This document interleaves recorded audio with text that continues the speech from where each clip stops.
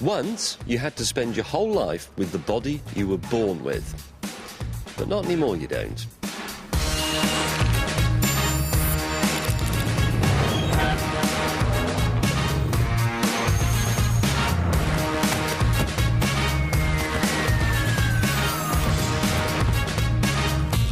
I'm going to find out if I can push myself to the limit and beyond. And survive in places that naturally should finish me off. And I've never been photographed like this before. Is that my brain? This is your brain, indeed.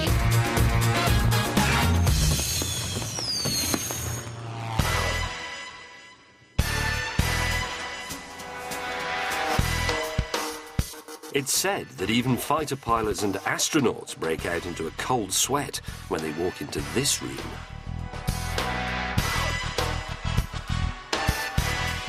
Once this centrifuge starts to spin, I will face the crushing forces of high G.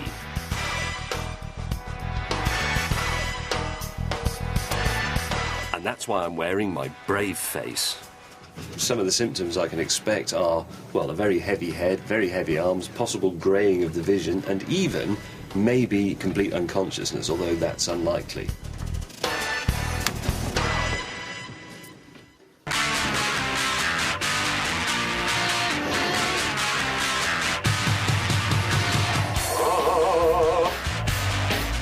Everyone has a limit, and I wanted to find out what my body could take.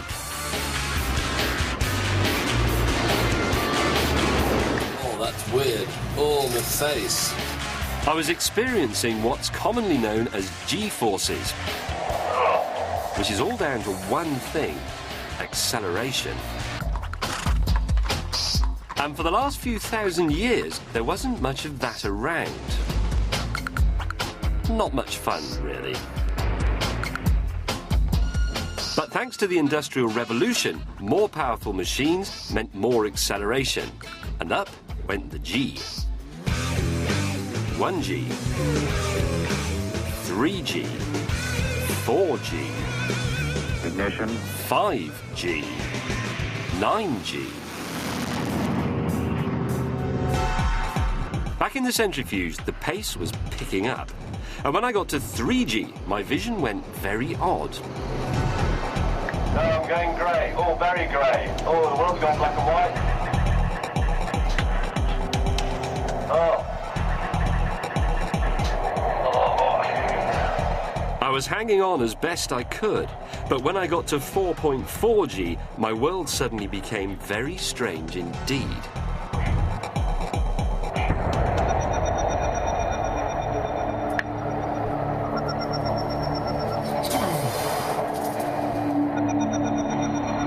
Down, down, down.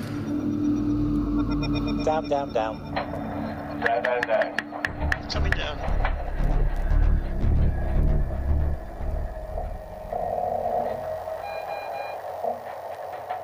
I think you were right on the limit there. I feel a bit weird now, I have to be brutally honest.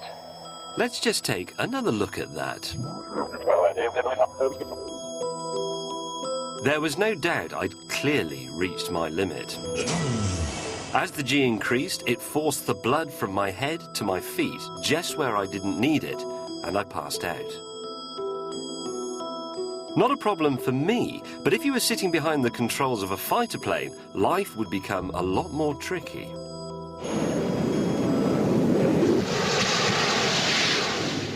By the 1930s, the development of fast aircraft was being held back by the limits of the human body. It turns out they were all wearing the wrong trousers. They needed these anti-G trousers. The Frank flying suit, invented in 1940, was the first to help push pilots' bodies way beyond what they were naturally capable of.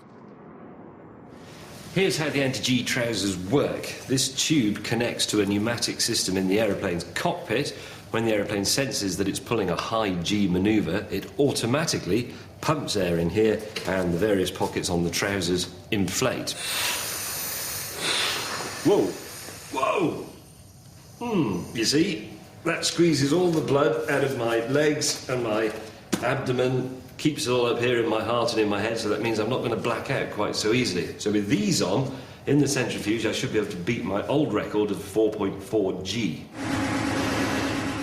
Let's see how high I can go now.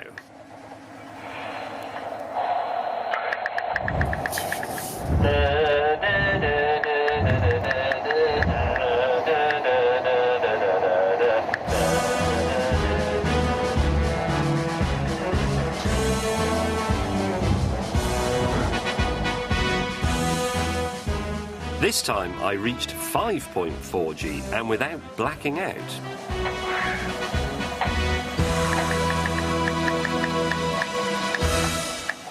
Whoa, that's great. Thanks to these trousers and this centrifuge thing, I've been able to push my body a whole extra G over what I could just with what nature gave me. So, there's a way to push my body beyond its natural limit in the skies. But there is another place so hostile that if I spent more than a few minutes there, I'd die. For millions and millions of years, all the creatures on God's earth have known their rightful place. Fish have gills and fins so that they can swim in the sea. I have legs so that I can walk across the land to the pub. And the thing is, when we emerged from the primordial soup, we made a choice. We decided that we would shed our gills and our fins and become land mammals. And that was a one-way street. Or was it? By the early 20th century, we'd found ways to return to the underwater world. Thanks largely to some heavy-duty, off-the-peg tailoring. I'm now going to attempt to get into it. Presumably nobody ever put one of these on to go recreational diving in the Bahamas. No. Because these weigh what? Like These weigh about 18 pounds each. So you've got a small child on each foot. A small child on each foot. Is your nose all right in there? Ow. Yes. Ow, ow, ow. You've got 80 pounds on your shoulders. Now I want you to imagine you're a tortoise. Bugger off. Ow. Ow. Ow. Okay, James? No. I weigh about twice as much as I would do normally, and it's all resting on my collarbone. And it's claustrophobic and it smells horrible. And I hate it. Can I come out now, please?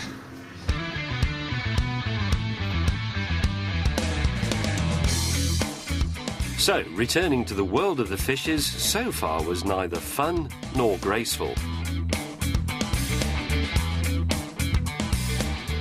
But the diving pioneers just toughed it out. My favourite was William Walker fixing the submerged foundations of Winchester Cathedral. Heroic.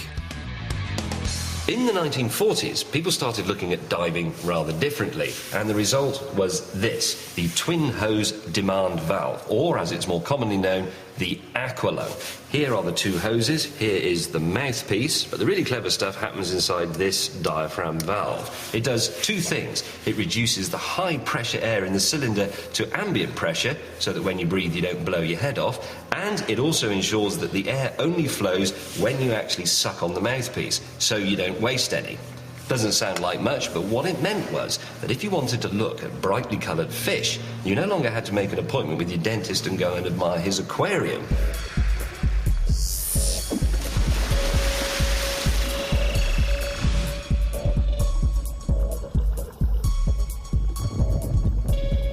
The aqualung was developed in 1943 by this man, Jacques-Yves Cousteau, and his business colleague, Émile Davignon.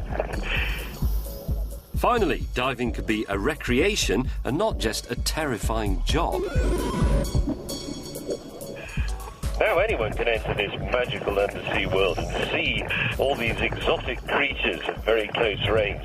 In a sense, we've gone back to the place we were in hundreds of millions of years ago, before we left the soup. We've come home. Oh, look, a turtle. Wow.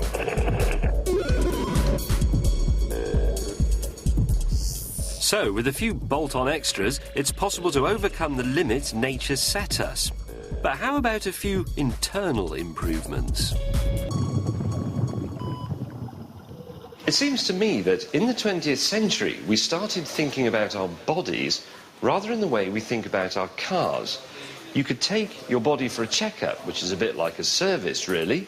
You could add some body modifications, you could rebuild bits that you weren't quite happy with, and, of course, you could replace worn-out old bits with new bits. Some bits were easy to replace. But if your ticker packed up, sadly, so did you. In the second half of the century, that all changed with the arrival of artificial heart pumps. This was one of the early models. It's designed to work alongside your own heart. Good God. We've accidentally been sent a component for a washing machine. That has to fit inside you. So obviously, if you're a small person, that's going to be a bit of a problem. This latest version is much more like it. It's actually a rather sexy-looking piece of kit. It's the iPod of artificial hearts. They've even made them for children. This tiny artificial heart can pump 4,500 litres of blood a day round the body.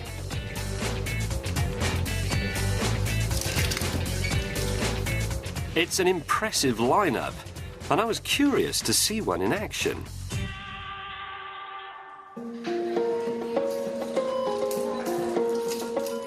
This is Robert Kersey. Today he's having major surgery to correct a fatal heart condition. And to increase his chances of survival, he's going to need this external artificial heart pump. I've been invited to watch the whole thing. I'm quite excited about seeing this. It's actually slightly nerve-wracking, the thought of it. This is big, there's stuff being opened up. I will actually see the inner workings of a human being for the first time in my life.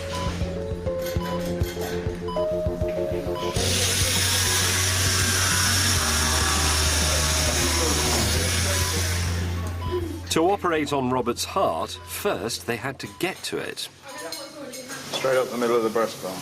What amazes me is that a body can put up with this much trauma and being hacked about. After 2 hours, there it was, a living, beating heart. The next stage was unbelievable. They were actually going to stop it. Now this is the solution that's going to stop this heart. You see the heart slowing now? Yeah. So is this actually quite an exciting moment for you and your team? You don't want anything to be exciting in cardiac surgery, you know. The ECG is coming to a full stop. Okay. That's actually quite disturbing. Because it's easy to forget that this is a bloke my age with similar sort of interests. While Robert was kept alive by a heart and lung machine, a very delicate replumbing job was carried out on his heart.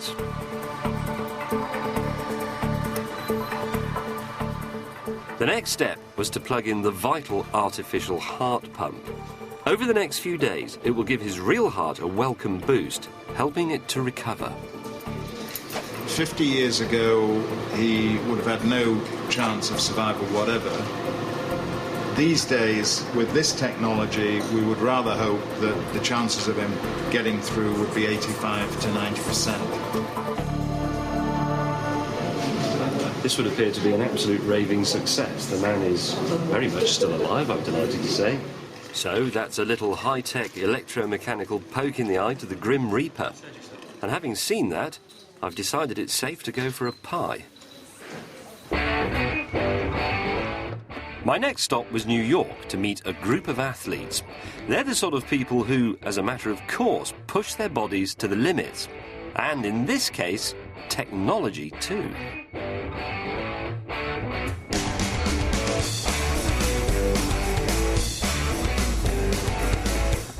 They've each lost a leg, but they've been able to replace it with a high-tech masterpiece.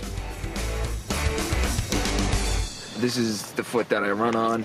Gives me more energy while I run, and it's a lot lighter, you know, so I could run more long distance at a better time. Early artificial limbs were little more than a carved block of wood with a simple hinge. So no one was supposed to notice you'd lost your leg.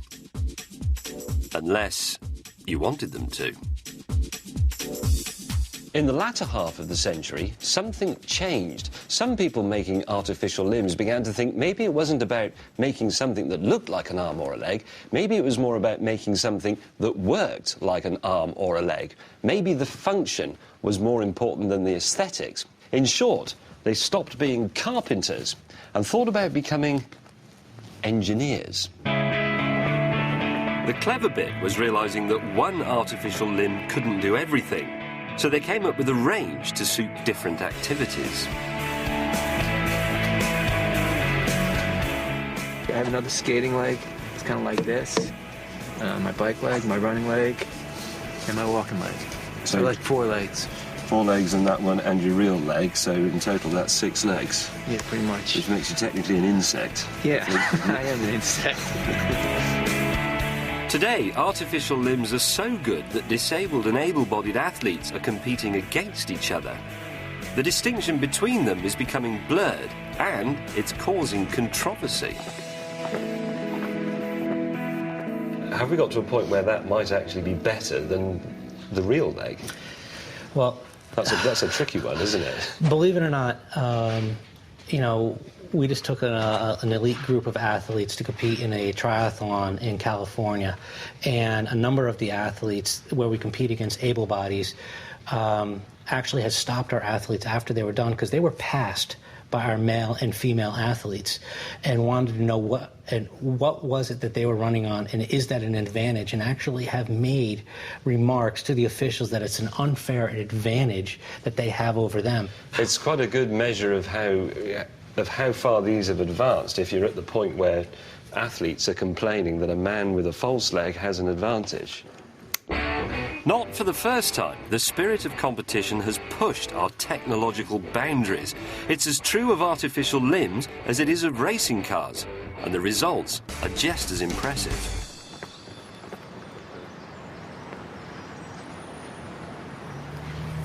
So far, I've seen how, in the 20th century, we've been able to fit ourselves with new spare parts, artificial hearts and limbs and what have you, and how we've invented methods for helping us survive in places where it really shouldn't be possible.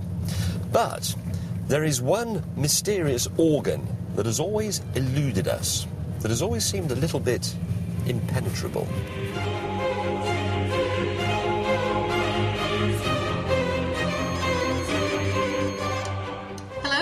Hello, I've come to have my brain scanned. Oh, just push the door. I was here to meet Professor Lorraine Tyler, but my scan didn't start off quite as I expected. Do you have a cardiac pacemaker? No. A wig, toupee or hair implant? No. Right. And what about any body piercings? No. What about shrapnel, buckshot or bullets? Metal rods in your bones? No, I haven't been shot, if that's what it means. Joint replacements? No. The total paranoia about metal objects is because I'm about to be inserted into a very, very big, very, very powerful magnet. While I'm in it, all the molecules inside my brain will be magnetized. Then any activity can be detected and can be used to build up a picture of what's going on inside my head. We came a long way in the 20th century at finding ways of seeing inside the body. 100 years ago, all we had were X-rays. But with the brain, although you could see it, there was no real detail. The beauty of this bit of kit is that I'll be able to see my brain in action. My instructions were simple. Lie back and look at some photographs.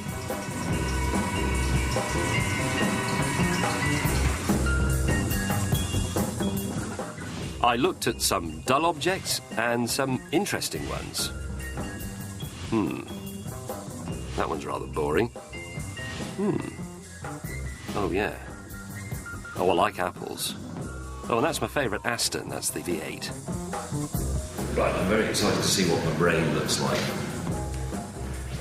Wow.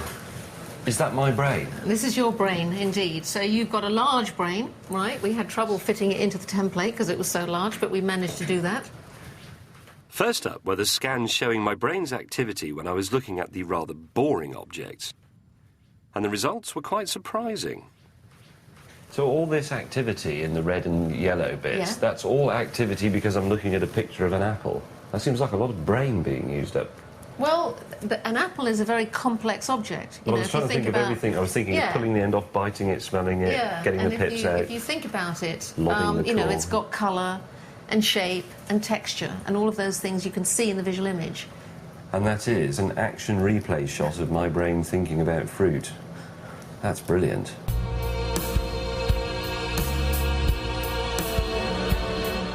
We also showed you pictures of cars, and this is how your brain responded to them. Your brain is even more activated, right? We see these areas which are called the amygdala, and these are areas of the brain that are involved, people think, in emotional processing. So when you like something or you dislike something, these areas tend to light up.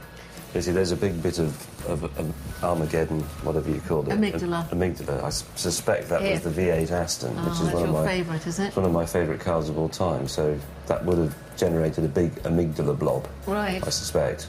But interestingly, what we also see is activity here in what we call the motor cortex, which suggests that you were imagining driving these cars, actually, while you were viewing them. Ah, well, there you go. I was looking at them thinking about what they were like to drive. It was as though she was actually reading my mind. But there's got to be more to this £1.5 million machine than just telling me I prefer cars to cutlery. This doesn't actually cure people by itself, but it makes the cure more possible. Well, it makes early detection possible. And early detection, yes, of course. And if you detect abnormalities early, then you have a better chance of correcting them. May I, and this is not a question I've ever asked anyone before, have a printout of my brain, please? Of course, we'll make a picture for you to take with you when you go. Fantastic. I'll take it down the pub.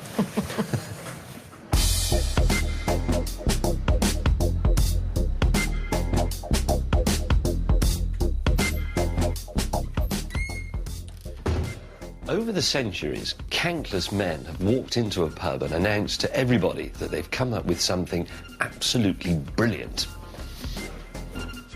And so it was on the 28th of February 1953 when these two men, James Watson, an American, and Francis Crick, his English colleague, walked into this very pub, the Eagle in Cambridge, and proclaimed that they'd discovered the secret of life.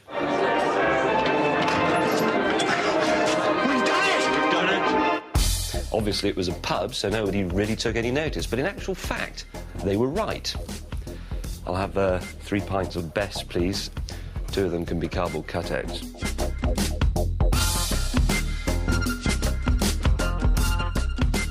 Watson and Crick had made the biggest biological discovery of the 20th century. They had unravelled the molecular structure of DNA, the chemical code or blueprint that is in every living thing.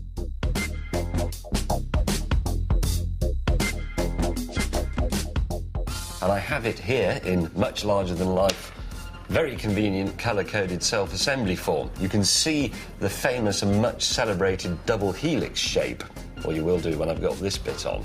What it is, in fact, is a very elaborate code with billions and billions of possible permutations, and it's this code that dictates, for example, the colour of my eyes and the colour of my hair, and probably lots of other things about me that haven't even been thought of yet. DNA has made me unique, but it's related to the DNA of my parents and to their parents before them, and so on way back. Which means it can be used to find out where I came from. I'm going to take quite a bold step here. This is a DNA sampling kit. It's very, very simple. I take out this swab, I rub it vigorously on my cheeks to pick up a few cells, put it back in there, put it in the envelope and post it off for analysis. Now, the idea of this is not to see if I'm guilty of any recent unsolved murders, it's to find out who my distant ancestors were. To be honest, I'm so English that I'm assuming I descended from a piece of fruitcake and a cricket bat. But let's see.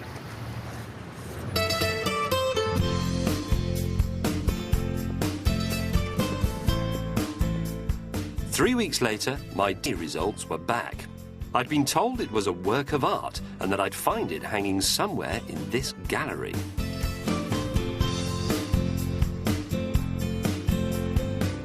Don't think that's me.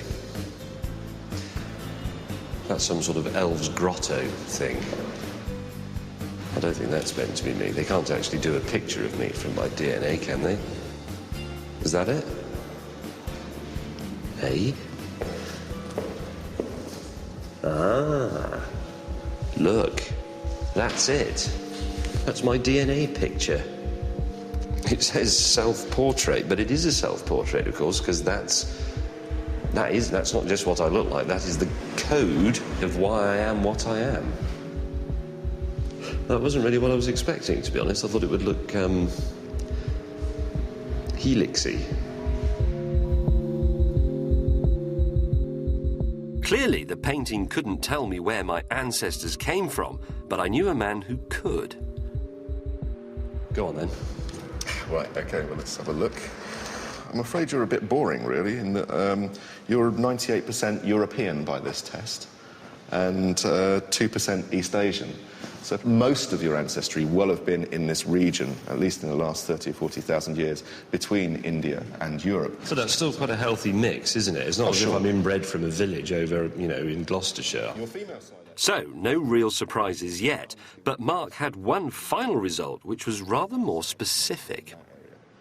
If I had to say a place where I would think you would be most likely to see the DNA profile that you have, I would probably put it somewhere around southern Germany.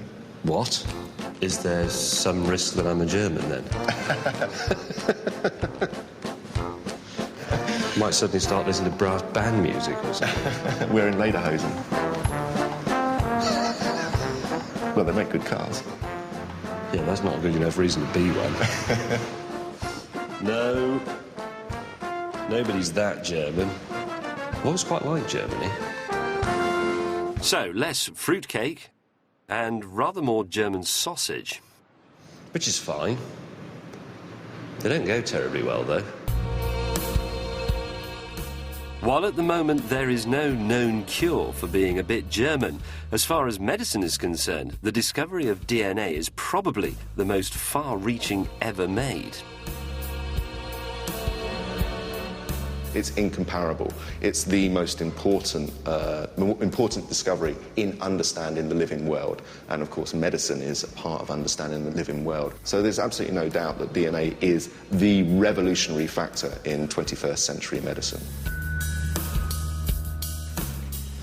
What I think the 20th century did for us here was to show us that it's possible to fight back against the hand of fate we were dealt at birth, to improve on what Mother Nature gave us. We're now able to push our bodies beyond their natural design limits and even to interfere in the workings of the death clock that ticks away in all of us. And with that in mind, I'm off for a pie.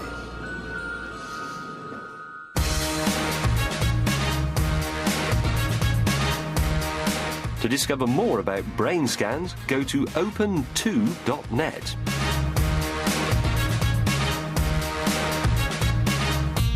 Next, I break the sound barrier in the RAF's latest sports jet. And camouflage paint. James didn't see that coming. It's next on BBC Two.